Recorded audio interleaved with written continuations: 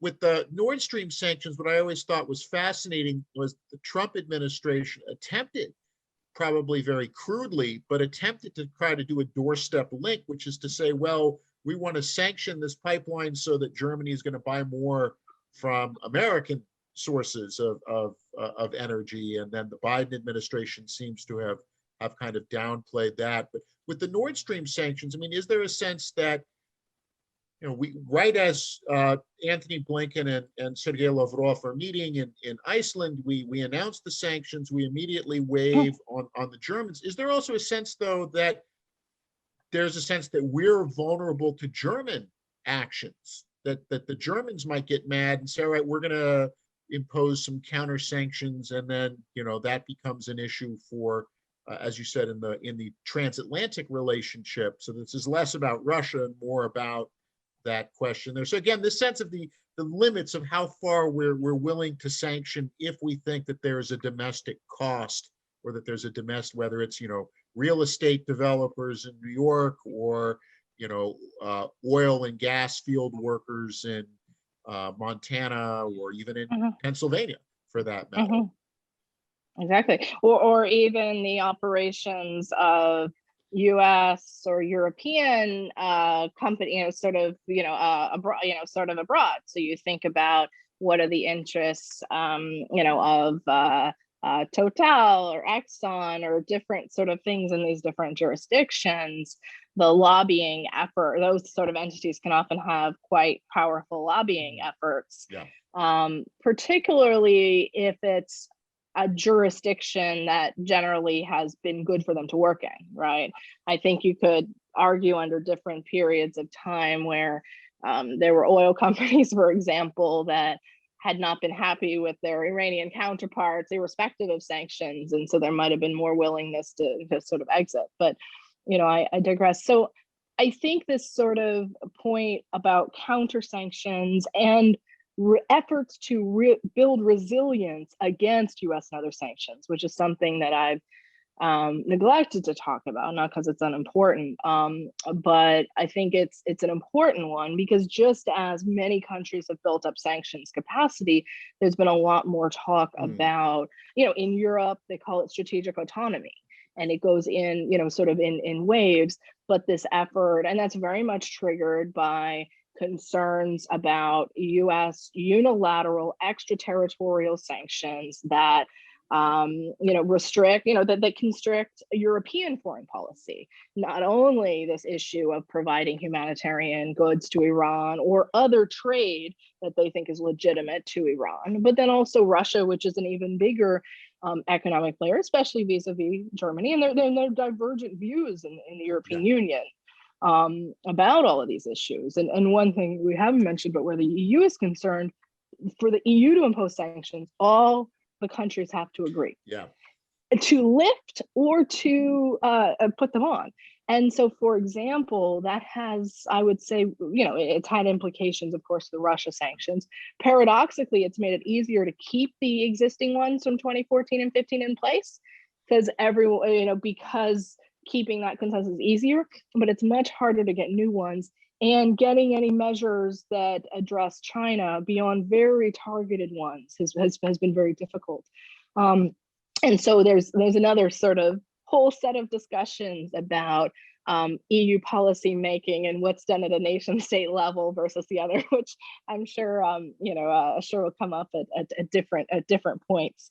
But so far, one of the challenges from the European side is having to weigh, well, is it worth whatever country they're involved in versus access sort of to US markets and the like. Now, during the Trump administration, not only did you have these elements where European foreign policy was being, sort of encroached because of sanctions, but you also had the Trump administration having a very different view than past administrations about ally trade policy.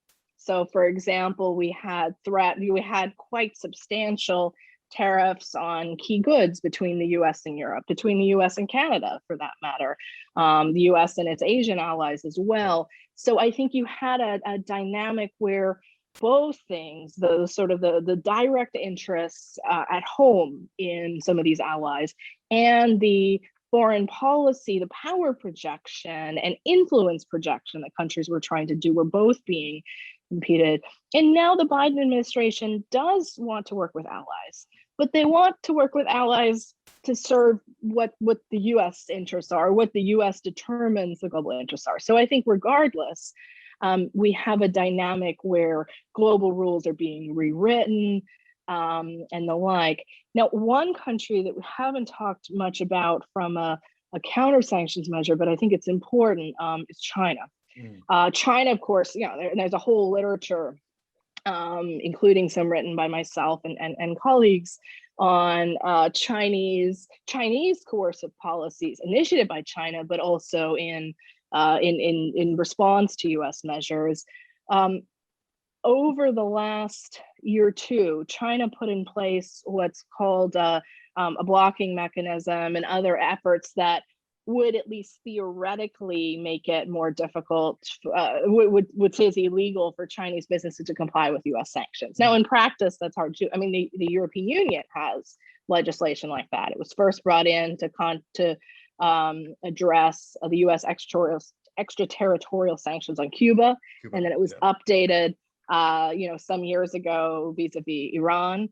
And that blocking legislation basically says that European companies that lose operations solely because of US sanctions are liable to some sort of compensation.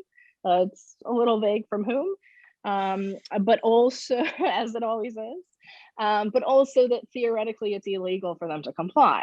Now, there have not been a lot of test cases, partly because contracts were written very carefully, and a lot of European countries' withdrawal from countries like Iran, they went out of their way to say it wasn't just about sanctions. It was about operating environment. It was about this, it was that.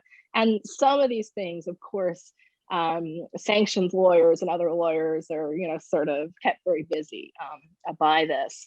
So I do think net, and this probably ties to some of the doorstep issues, net, this whole web has a result of thickening borders, of encourage, if we see it at the same time as sort of other trends to sort of deepen supply chains in major economies and continental economies.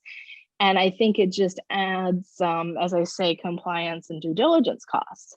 And I'm not, spouting here, sort of corporate ideas to say, well, there shouldn't be regulation. I'm a big believer in the right regulation. I just am aware that sometimes these sort of due diligence elements and the expectations, especially in this context, we have all these shell companies and barter trade, it becomes very difficult to operate. And US policymakers know very well, because some of this web made it very difficult, even after the JCPOA, to convince companies that it was safe to go back into Iran. Now, that was justified. I mean, the companies' fears were clearly justified, right?